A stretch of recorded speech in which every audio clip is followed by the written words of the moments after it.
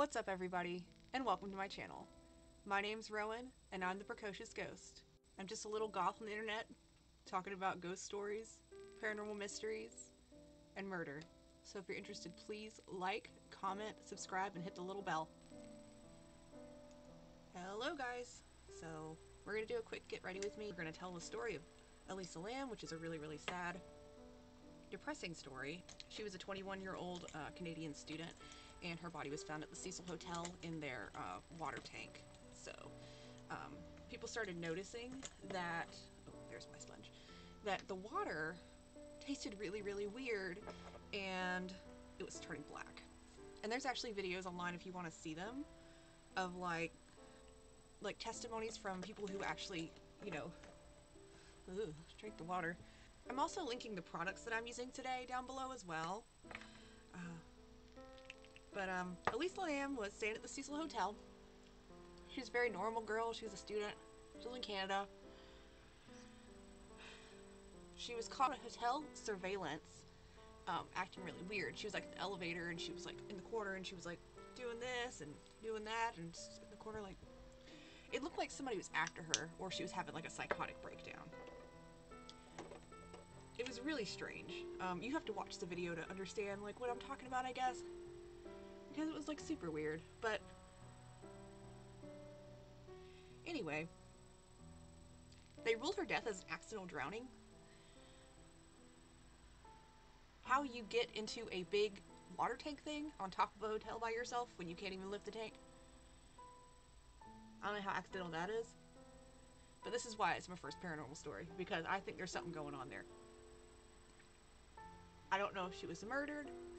I don't know if, like, she was possessed. I don't know what exactly happened.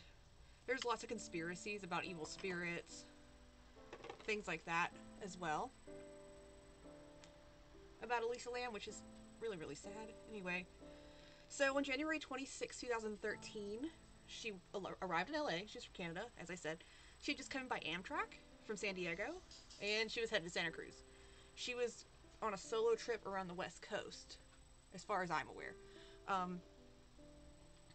It was supposed to be a getaway from her studies at the University of British Columbia in Vancouver, where she was from, which I've mentioned. Her family didn't really want her traveling because she was so very young. You know, only being 21 years old sucks. It's scary. I used to travel when I was 21. I probably shouldn't have been doing that either, but I sure did it. A lot of people, it's a good experience. Not for Elisa though, unfortunately. But as a compromise, she made sure to check in with her parents. And when they started not hearing from her, that's when, you know, things got suspicious. Alright, so on January 31st, Elisa was supposed to check out of her hotel room at the Cecil Hotel, and her parents didn't hear from her that day at all. And they thought that was really weird, you know, because she's checking in all the time to make sure everything's okay. So they call, they check, and they report her as missing. So they get some really weird footage from the hotel front desk of her last moments that, like I mentioned before, you can watch online. She's like pressing all the buttons in the elevator. She's stepping side to side in the elevator, poking her head out like towards the outside, just doing some weird stuff with her hands. I don't know. It's just really weird. Like it's strange behavior that it doesn't make sense, and nobody can really understand. So on February 19th, 2 weeks after the video was published by authorities, a maintenance worker named Santiago Lopez found her body floating in one of the hotel water tanks. And as I said before, the reason they found her body, well, it's because it was reported by hotel guests that something was weird with the water. So, you know, of course, they're going to check it out. And how traumatizing would that be, you guys? Like, seriously. Like, obviously, it's traumatizing for Elisa Lam's family. She's passed away. But, like, dude,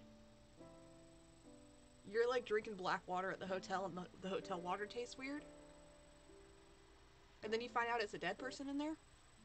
I need some therapy. I mean, I have to get therapy anyways, but I need some more therapy after that.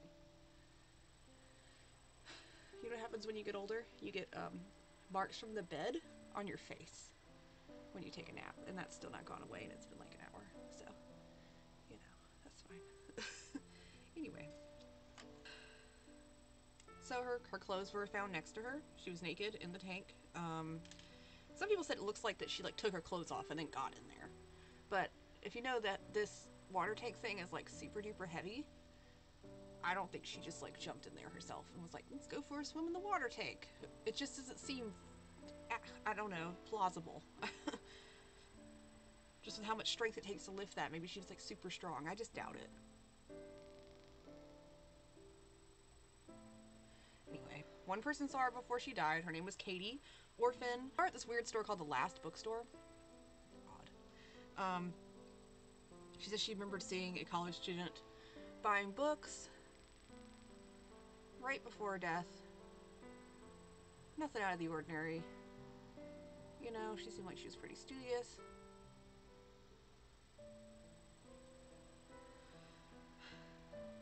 So when the autopsy results for Elisa came out, it only had more questions after that. A lot of the conclusions stated that Elisa, you know, she hadn't taken her antipsychotics recently, which I believe she was supposed to be on, but she had taken her antidepressants. There was a bunch of people on Reddit that were trying to figure out what was going on and try to understand, you know, just more about her passing. But either way, she really wasn't taking her medicines the right way. So that's why a lot of people think it's a suicide, is because, well, you know, maybe an accidental suicide, accidental drowning, because she was having a psychotic breakdown. And that is why she ended up getting in the water tank, is what is commonly thought to have happened.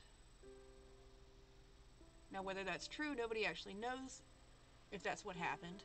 I just don't think it's plausible, because she can't lift the top unless somebody helps her lift the freaking top of the water thing. Or unless it was already kind of open. Maybe. I don't know. So a lot of people say that there was a risk of taking antidepressants when you are bipolar, as it can make you manic. So that's another thing.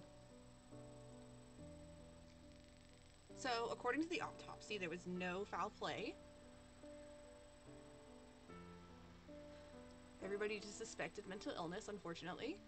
The coroner's office noted that they were unable to do a full examination because they could not examine the body from its decomposition, because it was like 2 weeks or something before they actually found it, since she had been missing.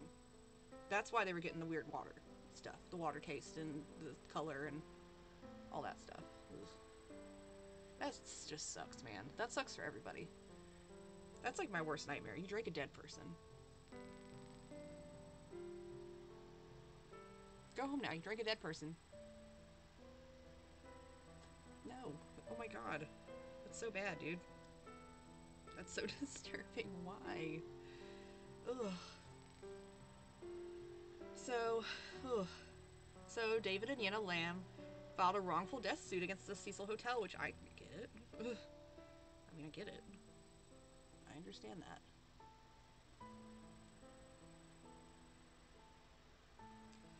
So it seems they said that they failed to inspect and seek out hazards that led to her death, meaning that if she climbed into the tank because of her mental illness, she shouldn't have been able to get in there. It should have been locked and closed, and she should have never been able to get inside that tank. The hotel fought back against this and said that they are not at fault, and they don't understand why anybody would be able to get in there, because it was shut. And the guy who found her, Santiago Lopez, described in detail how much effort it was to actually get to her body. Like, it was difficult. It wasn't like, oh, I just opened the tank and I just saw it in there. There it is. He took the elevator to the 15th floor, walking up the staircase, and then to the roof. And then he had to turn off the alarm. Okay, how did Lisa get past the alarm? That's my question. I said Lisa. Her name was Elisa. How did she get past that alarm, you guys? How?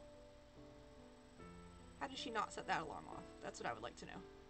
It just seems like foul play somehow. Like, there seems to be something's weird, which is why it's a paranormal story, kind of. I mean, it's not, she's not a ghost, but like, it's just odd. So we had to climb another ladder to get to the top of the main tank. And that's when he noticed something weird. And the hatch was open. So I looked inside and saw an Asian woman lying face up in the water, approximately 12 inches from the top of the tank. So the tank was open, excuse me, I'm so sorry. It was open when he did find her. I didn't know that. I thought that I couldn't remember that detail, I guess. I thought that they had found it closed. They did not. So she wasn't closed in there, it was open. But still, she had to have opened it, or somebody else had opened it for her to be able to get inside. You know, which is depressing, anyway. So it would make it really difficult for her to get to the top without anybody noticing that she was up there. You know? It's just weird, man. It's just strange. Sorry, I'm putting this on my eyes and I can't see. In my little mirror. And hopefully next video I have a little bit better lighting. I'm trying. This is my first one. So I'm really trying to get, you know, the lighting correct, but it's difficult. There we go. So the lawsuit ended up getting dismissed by the judge because he said it was unforeseeable circumstances that led to her death, unfortunately. He didn't rule that it was the hotel's fault that she got in there. I don't know. I just think it sucks that they didn't have security cameras of some sort to see, you know, exactly what happened. Couldn't see if anybody tampered with the water tanks. All we know is Mr. Santiago found her body like 2 weeks after she jumped in there. Or fell in, or got pushed in, or whatever happened to her. It's just depressing, dude. It's just really sad. And this is one of the most infamous cases that had that were reported. One of the last people seen there that was the most famous is probably Elizabeth Short, also known as the Black Dahlia, in 1947. Before, you know, she was found on the side of the road with her herself in half and her Cheshire smile and all that stuff. How horribly, gruesomely murdered she was, and they still don't have an answer to that either. So she was seen drinking at a hotel right before her death. Oh yeah, so terrible. It also had Richard Ramirez, who stayed there in 1985, and if you know him, he is the Night Stalker. And he lived on the top floor of the hotel during his monstrous reign, where he was going in people's windows and strangling them. And raping them and doing whatever Richard Ramirez did.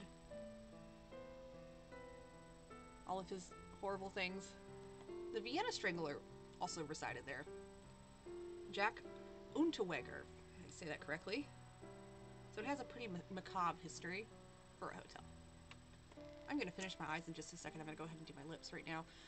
But her death actually did inspire American Horror Story Hotel, which is actually one of my favorite versions of American Horror Story.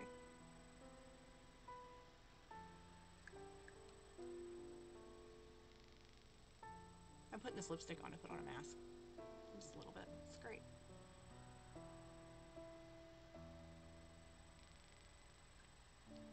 And once the elevator doors reopen, you see nothing outside except for a red cross.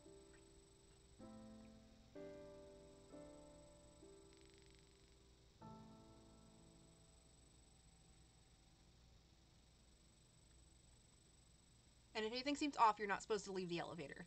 These are the rules of the elevator game. There's also a warning about a woman from the other world, as they call it, who may step onto the elevator and ask you what you're doing or where you're going. You're not supposed to speak or even look at her. And it seems as though Elisa in the elevator was speaking to someone. And people were speculating that she was playing the elevator game and it went wrong. Now that's a very interesting theory. And I'm really interested in, like, paranormal, Japanese and Korean ghost stories, things like that. I'm going to touch on those on my channel pretty often, or I'm going to try to, because I'm just really interested in it. I think they have a lot of substance, and it's just so much more interesting than Western paranormal to me. I'm going to go ahead and finish up this look with some lashes and a little bit of contouring, and I'll meet you back in just a second. Alright guys, thank you so much for sticking around for my first video. I'm going to do uploads every Tuesday, or I'm going to try to. I'm mostly going to be focusing on paranormal stories, things like that, and doing makeup, of course. I'm also going to list my products down below so you know what I used. Please like, comment, and subscribe. See you again.